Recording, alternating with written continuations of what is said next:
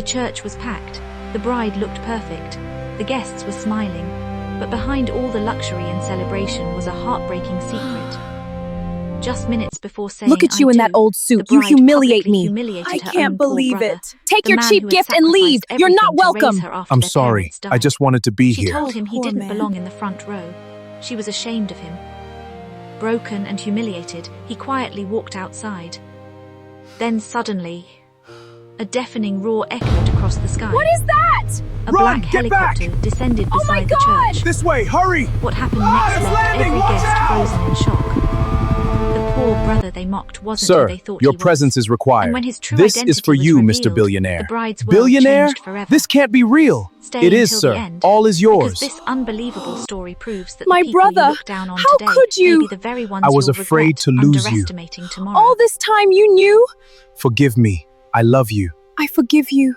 The bells of St. Matthew's What a Church beautiful rang day across for the a town wedding. as guests arrived bells in are elegant ringing. suits They're and expensive here. dresses. Look at the bride. She It was looks the wedding stunning. everyone had been talking about for months. Emily Carter, one of the town's most admired young women, was finally marrying Jacob Reynolds, the wealthy son of a successful real estate developer.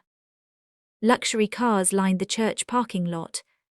Professional photographers rushed from one guest to another. Everything looked perfect, at least on the surface. Inside a small apartment on the other side of town, Emily's older brother, Ryan Carter, stood in front of a mirror adjusting an old suit. The suit had belonged to their father years earlier. It wasn't fashionable. It wasn't expensive. But it was all Ryan had. He carefully brushed off invisible dust and smiled. Today was his little sister's wedding. Nothing would stop him from being there. Ryan had spent most of his life sacrificing for Emily. After their parents died in a car accident when Emily was only 12, Ryan became both brother and parent. At just 20 years old, he abandoned his college dreams and took multiple jobs to support her. He worked construction during the day, delivered groceries at night, and often skipped meals so Emily could have everything she needed. He paid her school fees, bought her first laptop, helped her attend university. Every success Emily achieved had been built on Ryan's sacrifices. Yet as the years passed and Emily entered wealthy social circles, something changed. Success slowly transformed her. The people around her cared about status, money, appearance, influence, and eventually she began caring about those things too. The humble brother who once inspired her now embarrassed her, especially around wealthy friends. Still, Ryan never complained. He simply loved his sister. When he arrived at the church, guests immediately noticed his worn suit. Some whispered, others laughed quietly. Ryan ignored them. He carried a small gift box wrapped in simple blue paper. It contained a necklace that had belonged to their mother, the most valuable thing he owned. He planned to give it to Emily after the ceremony. As Ryan entered the bridal preparation room, Emily looked up. For a brief moment she smiled. Then her wealthy friends began whispering. Emily's expression changed. One bridesmaid laughed. "Is that really what he's wearing?" Another covered her mouth. "Oh my goodness." Ryan pretended not to hear. "Hi, Ems." Emily forced a smile. "You came." "Of course I came." Ryan held up the gift. "I brought something special." Before he could continue, one of the bridesmaids interrupted. "Emily, photographers are everywhere." Another added, "We can't have random people ruining the wedding pictures." Ryan froze. Emily glanced toward her wealthy guests. Then, to everyone's shock, she said something that broke his heart. "Ryan, maybe you should sit at the back." The room became silent. Ryan stared at her. "What?" Emily avoided eye contact. "I just don't want people asking questions." The words felt like a knife. "Questions about what?" She hesitated, then answered, "About you." Ryan stood motionless. For years he had endured hardship, loneliness, exhaustion, but nothing hurt like hearing those words from the sister he raised. Several guests awkwardly looked away. Yet Emily wasn't finished. "Please don't make this difficult." Ryan lowered his eyes. The gift box trembled slightly in his hands. Then he forced a smile. "If that's what you want." Without another word, he turned and walked out. Nobody noticed the tears forming in his eyes. Outside the church, Ryan sat alone on a bench beneath a large oak tree. He stared at the gift box. Part of him wanted to leave. Part of him wanted to forget the entire wedding. But he couldn't. Emily was still his sister, no matter how much she had changed. Inside the church, the ceremony began. Guests filled every seat. The organ played beautifully. Photographers captured every moment. Emily walked down the aisle wearing a stunning white gown. Everyone admired her. Everything seemed perfect. Then something unexpected happened. A loud sound echoed from above. Whump, whump, whump. People looked upward. The noise grew louder. Guests rushed toward the windows. Outside, a massive black helicopter descended onto a nearby field beside the church. Confusion spread instantly. The wedding paused.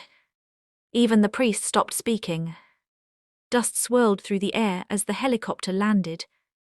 Moments later, several men in dark suits stepped out. They looked professional, serious, important. The crowd watched in amazement. Then the men walked directly toward Ryan. The same Ryan everyone had been mocking. The same Ryan sitting alone beneath the tree. One of the suited men approached him respectfully. "Mr. Carter." Ryan stood. "You're late." The man smiled nervously. "We apologize, sir." The crowd stared. "Sir, what was happening?" The man handed Ryan a leather briefcase. Inside were documents. Ryan reviewed them calmly, then nodded. The guests were completely confused. Emily watched through the church doorway. Her face filled with uncertainty. One businessman suddenly addressed Ryan. "The board approved the acquisition this morning." Ryan smiled. "Excellent." Another added, "The international partners are waiting for your final decision." People gasped. International partners. Board approval. Acquisition. The whispers spread rapidly.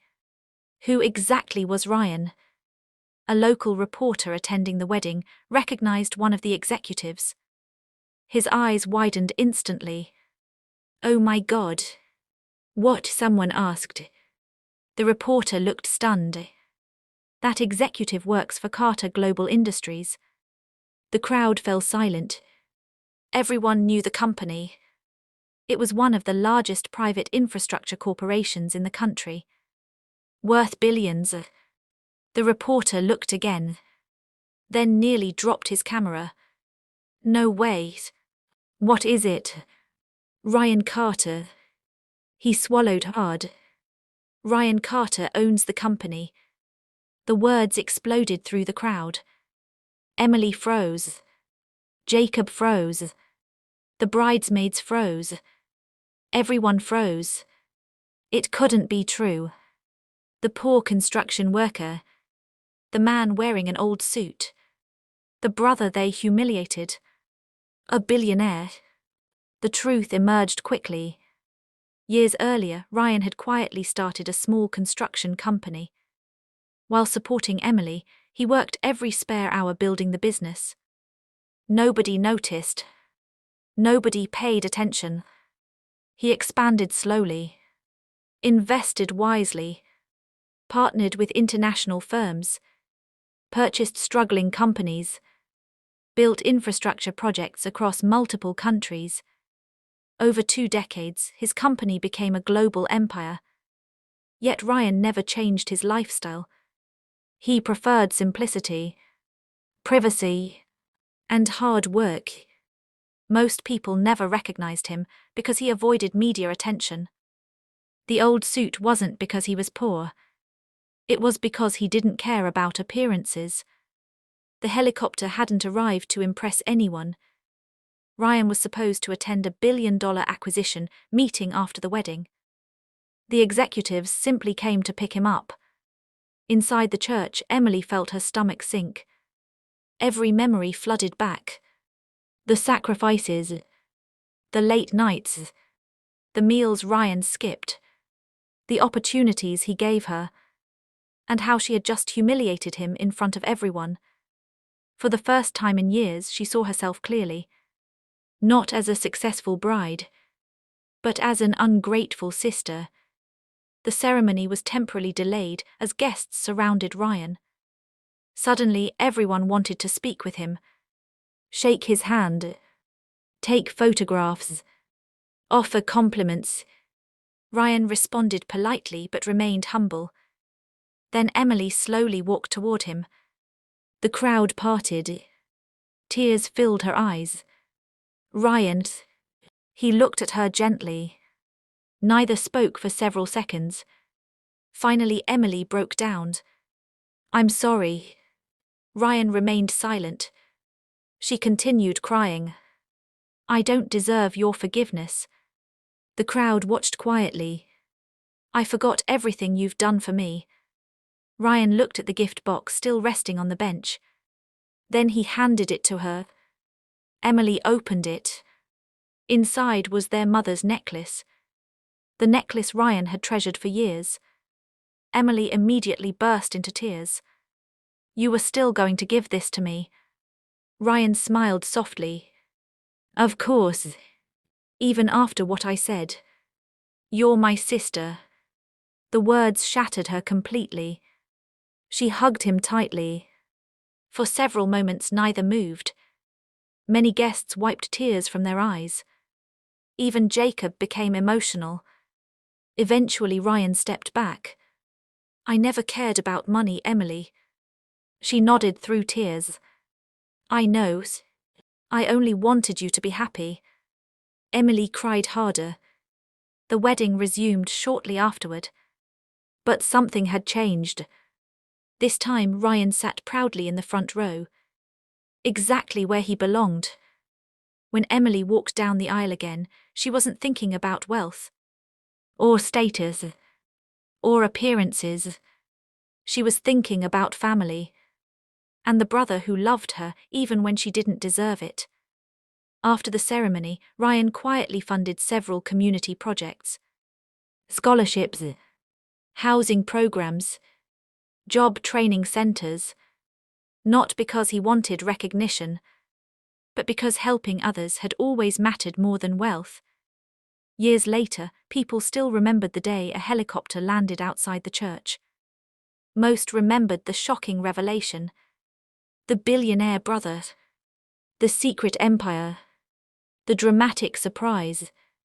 But those who truly understood the story remembered something deeper. The helicopter wasn't the miracle. The billions weren't the miracle. The miracle was a brother whose love survived humiliation. A brother who never stopped caring. And a sister who learned that true wealth isn't measured by money. It's measured by the people who stand beside you when you have nothing. The end.